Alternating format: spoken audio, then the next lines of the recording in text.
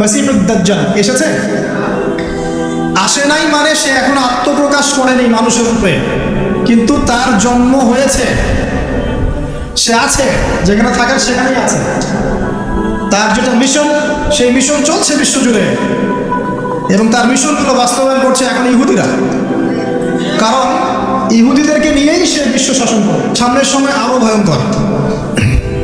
যতদিন যাবে কিয়ামতের যে আলামতগুলো বাকি আছে সেগুলো আস্তে আস্তে চোখের সামনে দেখা।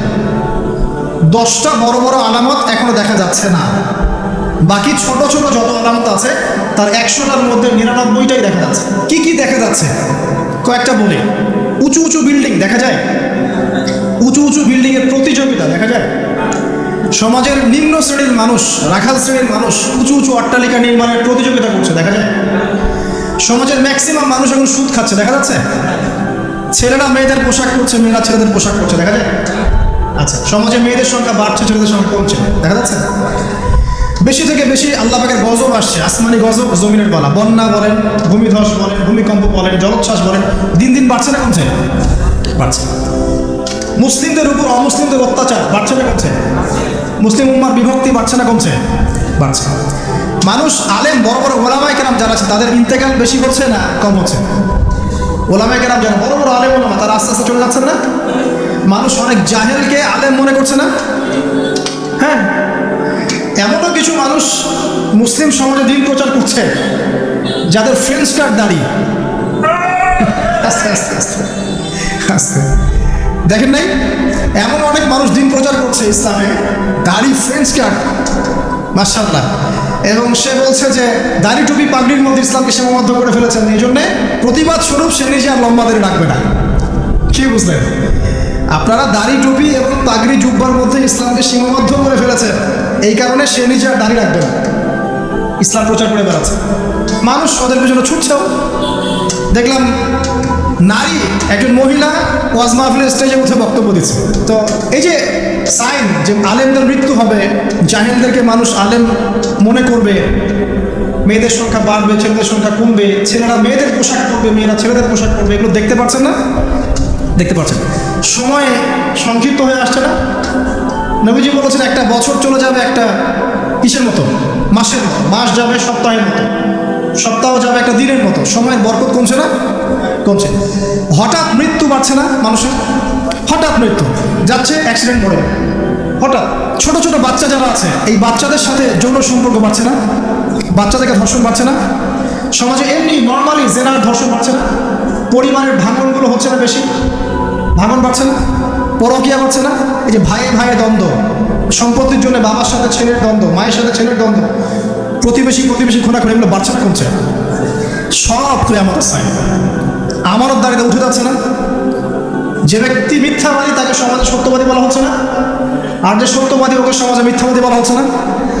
কোথায় আছেন? আপনি নিজেই পড়াশোনা করেন, দেখেন আলামত আর কতগুলো আলামত চান, সবগুলো আপনি চোখের সামনে দেখে দেবেন। আজকের টপিক না, এটা নিয়ে আমি 2 ঘন্টা কথা বলতে পারবো না। কিন্তু 10টা বড় বড় সাইন এখনো আসে নাই। কিরকম? 1, মাসিহুদ দাজ্জাল এসেছে, আসে নাই মানে সে এখন আত্মপ্রকাশ করেনি মানুষের রূপে, কিন্তু তার জন্ম হয়েছে, সে আছে, যেখানে থাকার সেখানেই আছে। তার যেটা মিশন, সেই মিশন চলছে বিশ্বজুড়ে, এবং তার মিশনগুলো বাস্তবায়ন করছে এখন ইহুদিরা। কারণ ইহুদিদেরকে নিয়েই সে বিশ্ব শাসন করবে। যাদেরকে নিয়ে সে বিশ্ব শাসন করবে তারা দাজ্জালের মিশন ঠিকই বাস্তবায়ন করছে। দেখেন, দাজ্জাল কিন্তু পৃথিবীতে আছে। কোথায় আছে, তার মানে সে কোন গোত্রের হবে ইত্যাদি ইত্যাদি, তার দেহের গঠন কেমন হবে, চুল কেমন হবে, চোখ কেমন হবে, সব কিছু হাদিসে বলা আছে। মাসিহুদ দাজ্জাল নিয়ে আমি আলাদা একটা খুতবা বা লেকচার ইনশাআল্লাহ দিব। কিছু মানুষ আছে দেখলাম দাজ্জাল কোথা থেকে বের হবে এই নিয়ে খুব আলোচনা। আমি বলেছি অনেক দিন আগের একটা লেকচারে যে দাজ্জাল জেরুজালেম থেকে বিশ্ব শাসন করবে। 5 বছর আগে আমি কথা বলেছি, ইনশাআল্লাহ জীবনের শেষ পর্যন্ত এই কথা বলবো। দাজ্জাল জেরুজালেম থেকে সারা বিশ্ব শাসন করবে। এখন সে খুব লেখা লিখছে না, এখানে খোরাসানের কথা এসেছে, এখানে ইস্পাহানের কথা এসেছে, ইত্যাদি ইত্যাদি। তো পণ্ডিত মশাইকে একটা কথা বলতে চাই, দাজ্জাল কোথা থেকে বের হবেন এই কথাটা আমি বেশি জানি, আপনি বেশি জানেন না নবী মুহাম্মদ সাল্লাল্লাহু আলাইহি ওয়াসাল্লাম? বলেন, কে বেশি জানে? আচ্ছা, দাজ্জাল মক্কা মদিনে ঢুকতে পারবে? পারবে না। আচ্ছা, দাজ্জাল মক্কা মদিনে ঢুকতে পারবে না। দাজ্জাল কোত্থেকে বের হবেন সেটা আমাদের নবীজি সবচেয়ে বেশি ভালো জানেন, এই তো। তারপরেও নবী সাল্লাল্লাহু আলাইহি ওয়াসাল্লাম ইবনে সাইয়্যিদ নামক একজন ব্যক্তিকে মদিনায় মাসিহুদ দাজ্জাল মনে করতেন এবং অনেক সাহাবী তাকে মাসিহুদ দাজ্জাল মনে করতেন। সহিহ মুসলিমে অনেকগুলো হাদিস আছে, পড়ে দেখেন যে নবী সাল্লাল্লাহু আলাইহি ওয়াসাল্লাম ইবনে সাইয়্যিদকে ইনভেস্টিগেট করছেন আড়াল থেকে। ইবনে সাইয়্যিদকে ডেকে বলছেন যে তুমি কি দেখো? সে বলছে যে আমি তো সিংহাসন দেখি। তো নবীজি বলছেন তোমার সিংহাসন কোথায়? সে বলছে সিংহাসন সমুদ্রের উপরে। তখন নবীজি বলছেন তুমি তো শয়তানকে দেখেছো, তুমি শয়তানকে দেখেছো। এরপরে নবীজি বলছেন তুমি কি বিশ্বাস করো যে আমি মুহাম্মদ শেষ নবী? ইবনে সাইয়্যিদ বলছে আপনি কি বিশ্বাস করেন যে আমি নবী?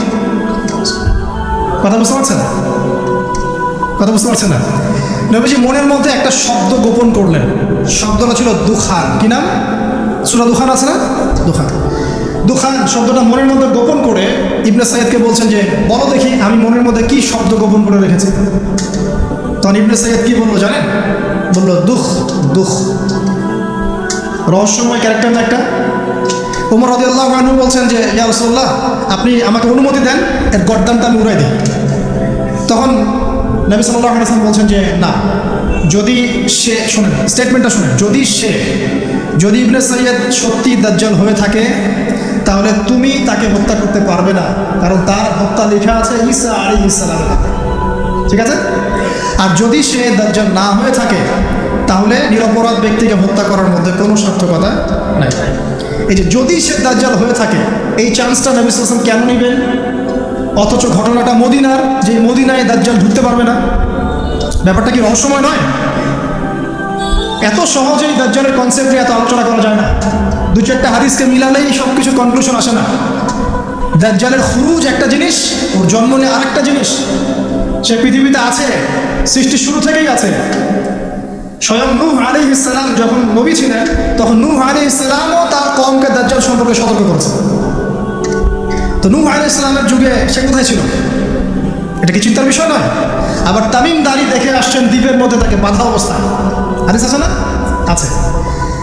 এখন একটা হাদিসের মধ্যে যে আছে যে দাজ্জাল ইরাক এবং শাম এর মাঝামাঝি একটা রাস্তা থেকে বের হয়ে আসবে, এটা একটা হাদিস। আরেকটাতে আছে ইস্পাহান থেকে বের হয়ে আসবে। ইস্পাহান কিন্তু এখন ইরানের মধ্যে, ঠিক আছে? আরেকটা হাদিস আছে খোরাসান থেকে বের হয়ে আসবে। আপনি কীভাবে মিলাবেন?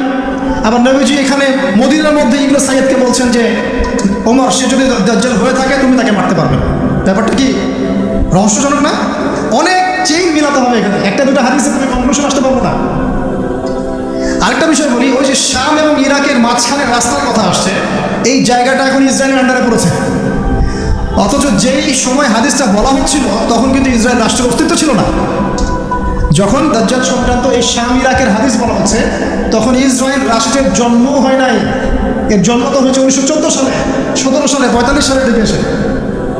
তাহলে ওই যে ইস্পাহান খোরাসান যেগুলো বলছেন, এমনও হতে পারে অদূর ভবিষ্যতে ইসরায়েল ওই জায়গাগুলো দখল করে ফেলবে। হতেই পারে।